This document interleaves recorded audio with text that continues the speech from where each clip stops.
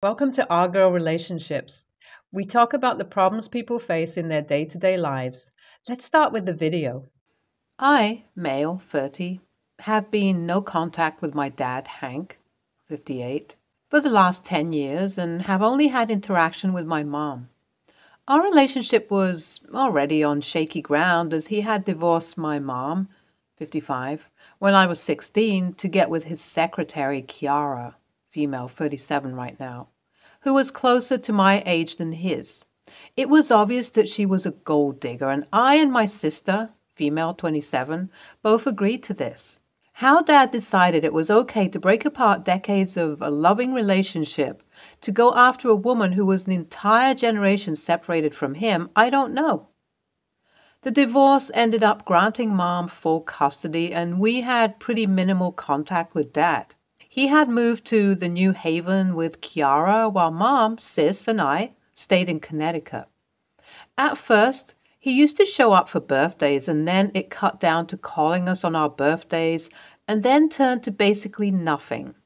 Credit where it's due.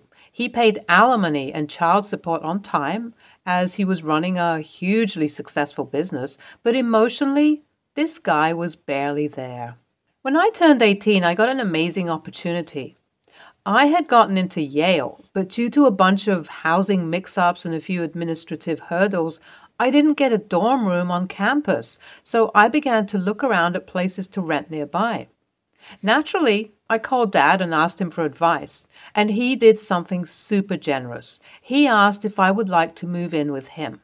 I was taken aback at first and told him I'd let him know after I consulted my mom about it.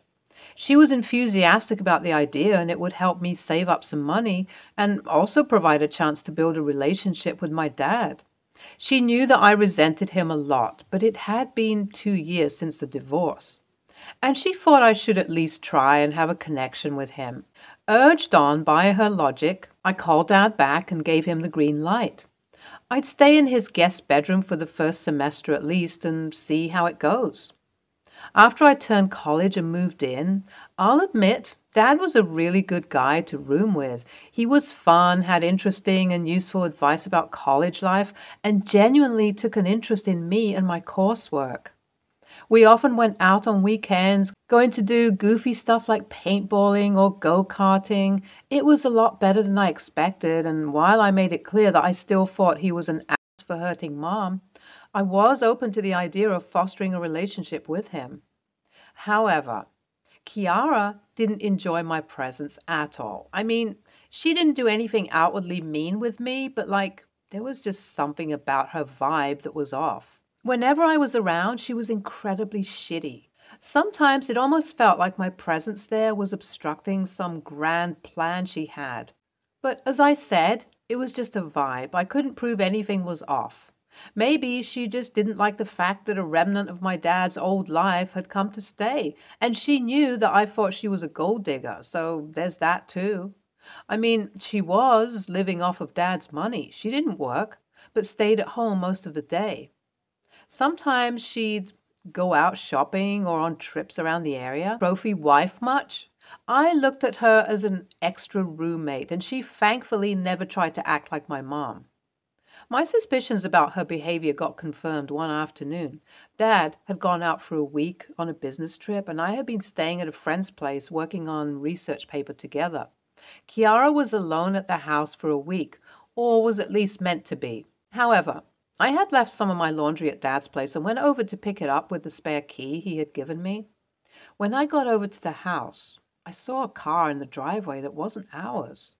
Slowly walking in, I heard loud chatter and laughter from the living room and eavesdropped. There was a male voice and a voice that was Kiara's talking about embezzling money from Dad's company. It was brazen. I heard the male voice say, "We made some changes in accounts receivable, and there's about $100,000 in unrecorded revenue. That's for us, and it's all risk-free. If anyone takes the rap for it, it'll be Hank." I was shocked, and I needed to know who this guy was. For some reason, his voice sounded familiar, so I peeked around the corner and saw Dad's accountant. He'd often come over to the house to discuss Dad's assets and investment opportunities, but I had never seen him so buddy-buddy with Kiara. They were chatting up a storm, celebrating with 2 glasses of wine. If I had to guess, this relationship wasn't just two con artists working together, but it was sexual too.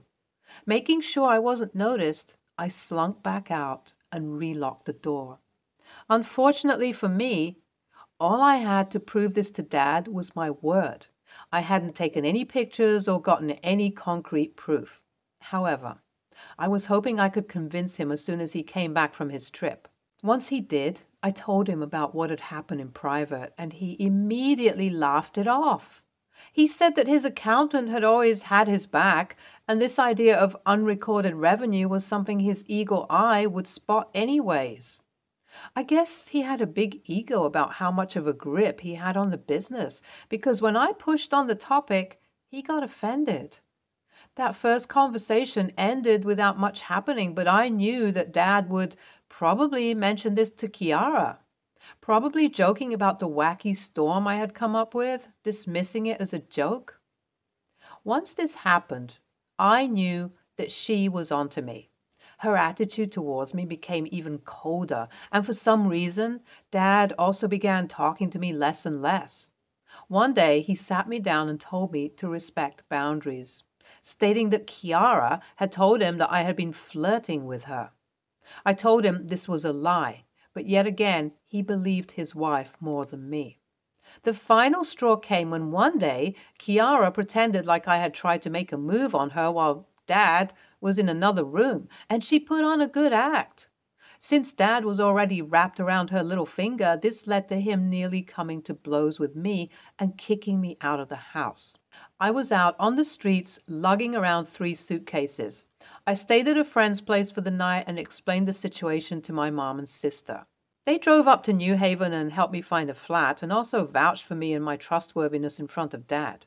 But he was having none of it and cut us all off. Even worse, he threatened to cut off child support and alimony by throwing his fancy lawyers at us, and said that the only way he'd support my sister's college education would be if they agreed to go NC.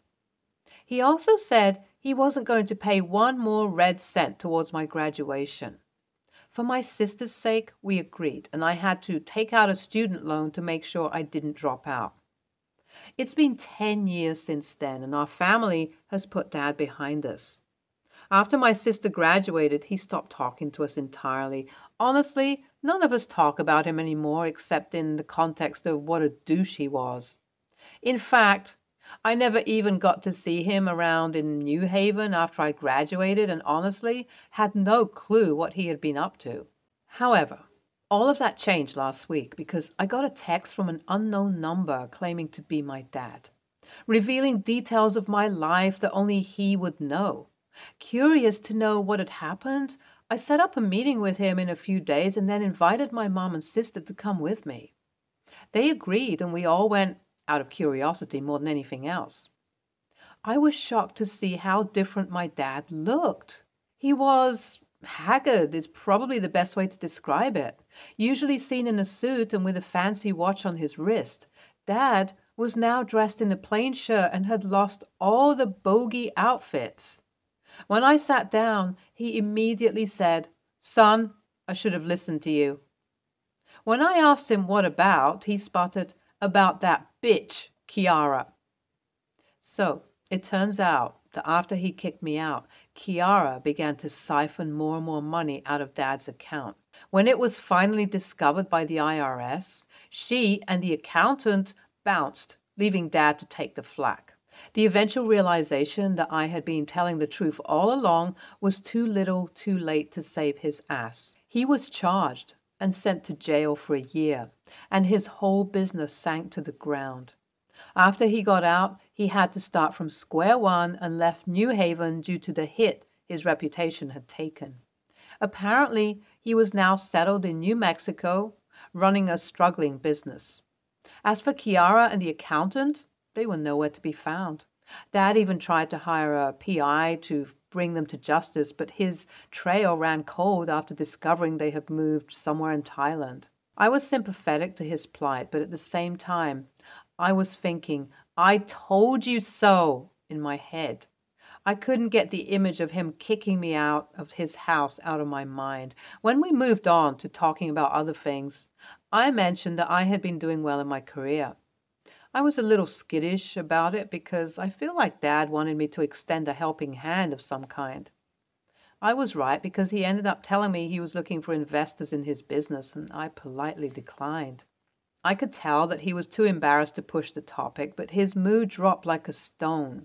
After he left, I felt like I shouldn't have shut down his plight for help so quickly.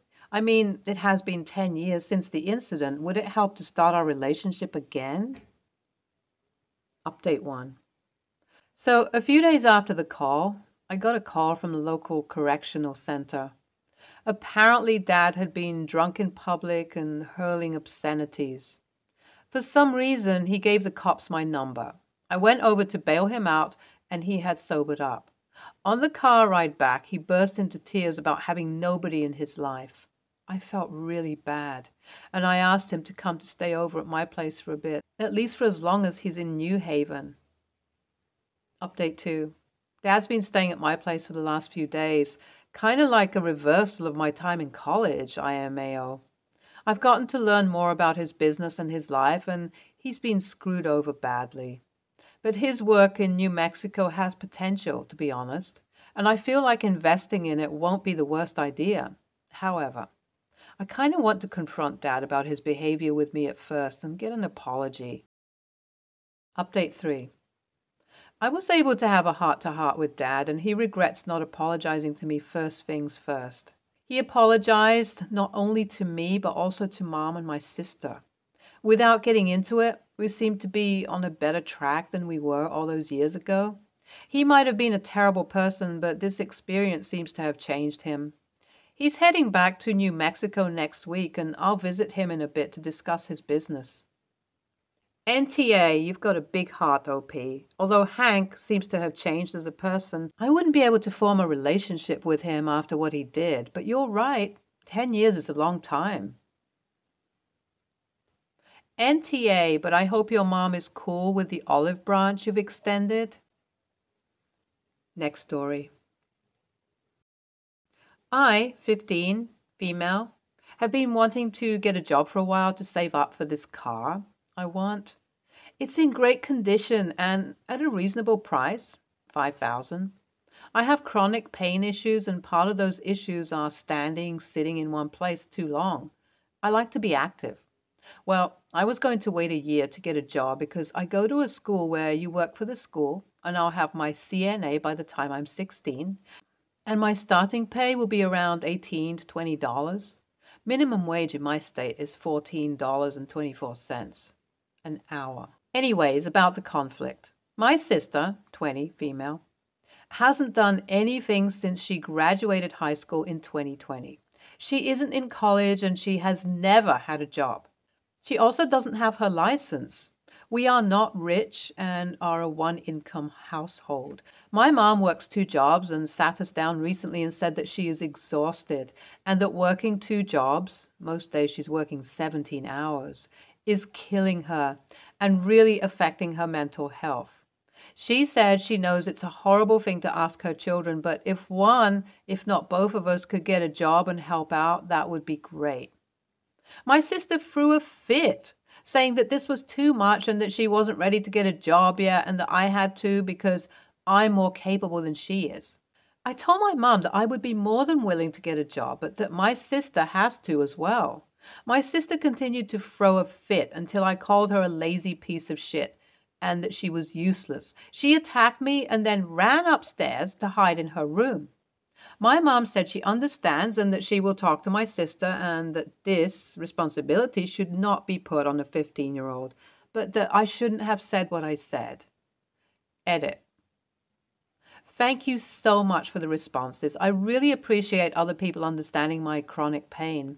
I showed my mom the post. She laughed at most of the comments about my sister, LOL. My mom sat my sister down last night and said she's giving her 1 month to get a job or move out. My sister got angry and said she had nowhere else to go, and my mom said, Not my problem. My mom has stopped paying for everything that has to do with my sister, subscriptions, games, etc. I am going to get a job for myself. Already applied to a farm I want to work at. The first month of working, I'm going to save some money, and if my sister does get a job, I will contribute some. I said above that I'll be a CNA by 16 and that in the junior year we make more than minimum wage, so I'll only need this job for a little over a year, and then I'll be making more than my mom makes at her second job. I have a long way ahead of me, but I'm excited about what I'll be able to do with my nursing. Also, when I get my car, we already had an agreement that I have to pay for my own insurance and gas, so I need to save more money aside for that. It may seem unfair to some, but my sister will probably contribute 50% of her paycheck and me 15% to 20%. NTA, what kind of person wants to put the responsibility on a 15-year-old to help when they could? You were right in what you said. Your sister is a lazy bum, that's it. She should have to get a job as well. Next story. My 20-year-old son, who at 18 moved to live in the country 6 hours away with my parents after he graduated high school, started to feel lonely, so he got a puppy off some farm. Shortly after that, he decided he wanted to come back home. So he did, puppy and all. Then he got a job working on the road and wasn't home for nearly 6 months. During that 6 months, I raised and trained this amazing border collie. I'm her human. She's my life. She's incredibly intelligent and very well trained, as I've always been good at training dogs. Then my son comes back from the job on the road and picks back up with his dog, but she loves us both. However, he just starts playing video games 15 hours a day, talking to a girl he met in the video game and not giving her the attention she needs. She's very highly active. I take her daily to the park to throw the frisbee and get her running time in. He then is home for another 6 months and then decides he wants to move from Texas to Maine to live with the girl he met in the video game, even though they had never met. So then he finally gets a job, saves enough money to get a plane ticket, and leaves. I ask him, what about the dog? He says, well, you just watch her for now and I'll come back and get her in 6 months or so. I know this will be so hard and I'm very against this. I'm already so attached and pay for everything. I offered to buy her $500 to help with his trip. I beg him, crying and pleading. It's cruel to her, too. This is her home. We have another dog. They are best friends. She sleeps on me every night. She goes with me everywhere. We are incredibly close. I've never been so bonded with a dog. Well, the 6 months is approaching and he's talking about coming to get her to live in an apartment, and he works 6 to 7 days a week supporting the girl that doesn't have a job and her family. I want to just say no, but I love my son and it is his dog at the end of the day. I don't want to hurt our relationship, but I know he won't take care of her like she needs to be taken care of. And I'm her world, too.